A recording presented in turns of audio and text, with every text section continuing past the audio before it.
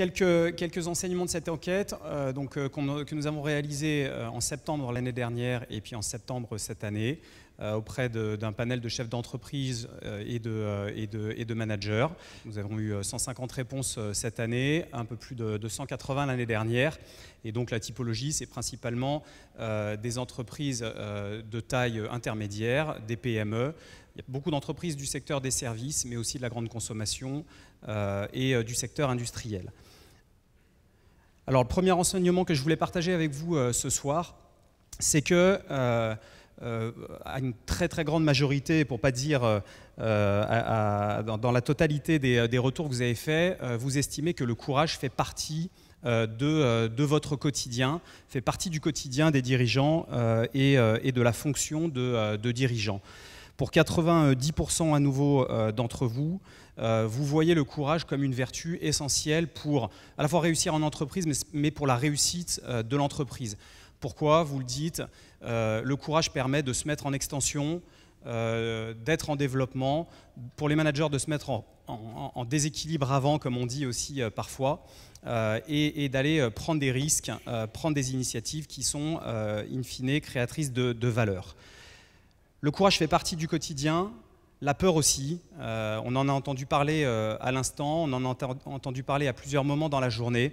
Une partie importante des dirigeants qui ont répondu estiment que la peur fait partie de la fonction, du rôle de management. Pour 20% d'entre vous, c'est voire même très fréquemment, c'est très fréquemment le cas. Voilà, donc on est dans cette présence à la fois très forte du courage dans le quotidien, générée peut-être par ces situations de peur. Alors les peurs, c'est, vous l'exprimez, la peur de prendre des décisions avec des impacts qui n'étaient pas souhaités, imaginés. C'est la peur de climat social qui se détériore, c'est la peur d'opérations d'acquisition, de rapprochement ou de projets de transformation importants qui échouent, voilà, pour citer quelques-uns des exemples qui sont remontés. Le deuxième enseignement, c'est bien évidemment que la période que l'on traverse depuis quelques mois ou quelques années maintenant, elle demande un surcroît de courage aux chefs d'entreprise, aux entrepreneurs, aux managers. Donc voilà, pour 90% des répondants, c'est un petit peu diminué cette année. On le voyait, c'était un peu plus, un petit peu au-delà de 90% l'année dernière. Et donc bien évidemment, tout ce que l'on vit au sein de nos entreprises, tous les bouleversements de la manière de travailler, des chaînes d'approvisionnement, de la nécessité pour certains secteurs de refondre leur modèle économique, eh bien, ce sont autant de situations que vous remontez comme étant des situations qui nécessitent des prises de décision et des choix courageux. Le troisième enseignement, en fait, on a demandé aussi aux dirigeants interviewés quelles étaient les sources dans lesquelles ils allaient puiser les forces nécessaires à l'exercice du courage. Ces sources, elles ressortent comme étant de trois ordres.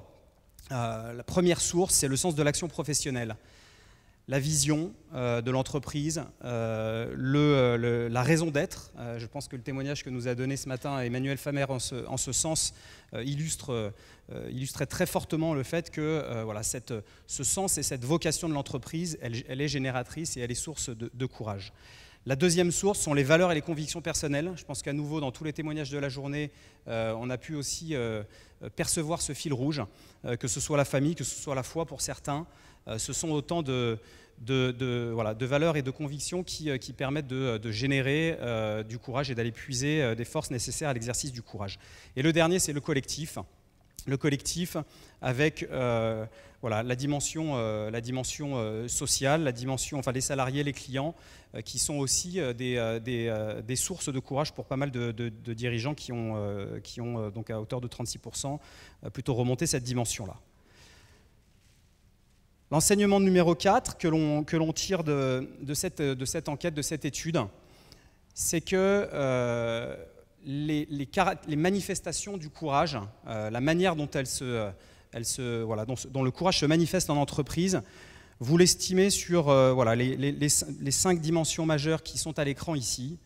Oser dire, être persévérant dans les orientations malgré les difficultés, Donner de l'autonomie aux collaborateurs, affronter les situations sans attendre et affronter les mécontentements. Je dirais qu'il y a des bonnes nouvelles là-dedans parce qu'il y a pas mal notamment d'éléments qui sont très fortement attendus des jeunes générations, et on le sait, hein, c'est ce qui les attire vers des structures plus petites, plus agiles, dans lesquelles on a peut-être plus de transparence, dans lesquelles on dit plus les choses, on ose peut-être plus dire les choses. Le point sur lequel je voudrais m'arrêter quelques secondes, c'est le point numéro 3 qui nous a pas mal interpellés quand on a échangé sur les résultats. Donner de l'autonomie à ses collaborateurs. Donner de l'autonomie à ses collaborateurs, est-ce qu'on peut vraiment juger que c'est une forme de courage aujourd'hui, en 2021 ? On peut se poser cette question à l'heure où, dans un monde VUCA, comme on dit souvent, à l'heure de certaines entreprises libérées, et à l'heure où, en effet, les jeunes générations attendent qu'on leur laisse des marges de manœuvre et de l'autonomie de façon importante. Ça peut paraître surprenant de voir cette notion-là être à ce niveau-là des choix qui ont été sélectionnés. Ce qui est particulièrement frappant aussi, c'est que quand on regarde les résultats par tranche d'âge, donner de l'autonomie est particulièrement cité par les plus âgés dans les entreprises, par les dirigeants les plus âgés, au-dessus de 50 ans, je dirais, par rapport à ce qu'on a regardé, versus les cadres dirigeants ou les managers de 40 ans ou de moins.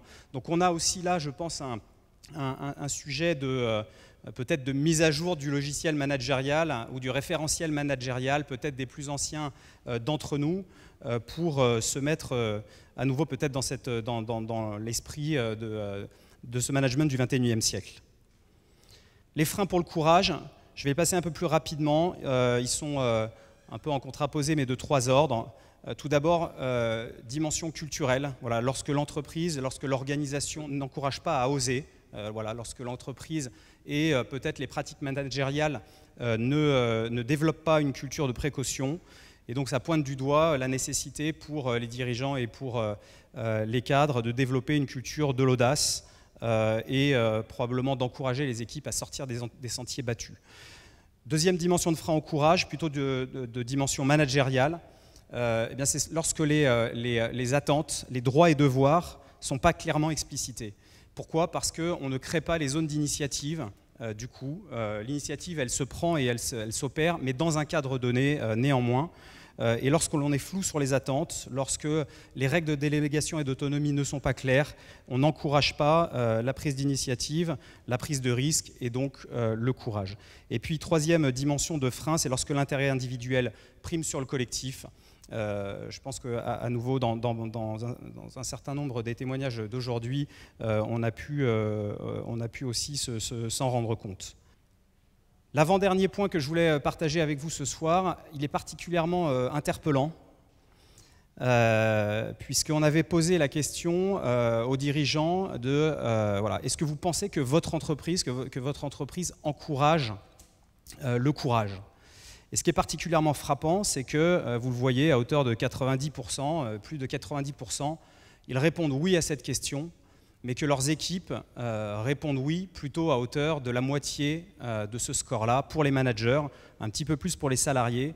Mais donc, il y a un écart de perception très important entre ce que le top management a l'impression d'avoir mis en place pour développer, autoriser le courage et le ressenti, le vécu de leurs équipes et notamment de leurs managers. Alors je ne sais pas si l'écart là entre les pions est suffisamment emblématique, mais en tout cas, je pense que les chefs d'entreprise et les dirigeants que vous êtes devraient aussi peut-être avoir le courage d'aller se confronter à leurs équipes sur ce sujet-là, puisqu'il y a vraisemblablement un écart sur lequel il est important de s'interroger.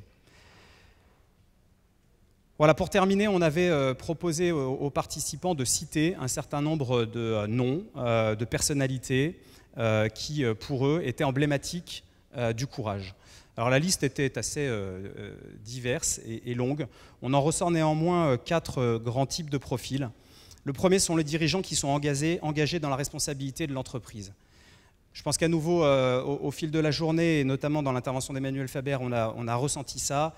Ce sont des personnalités qui inspirent et qui suscitent aussi peut-être des comportements courageux et dans le sens où ils regardent leur entreprise au-delà de sa dimension économique et dans sa contribution au bien commun et dans un rôle avec une responsabilité sociale et sociétale.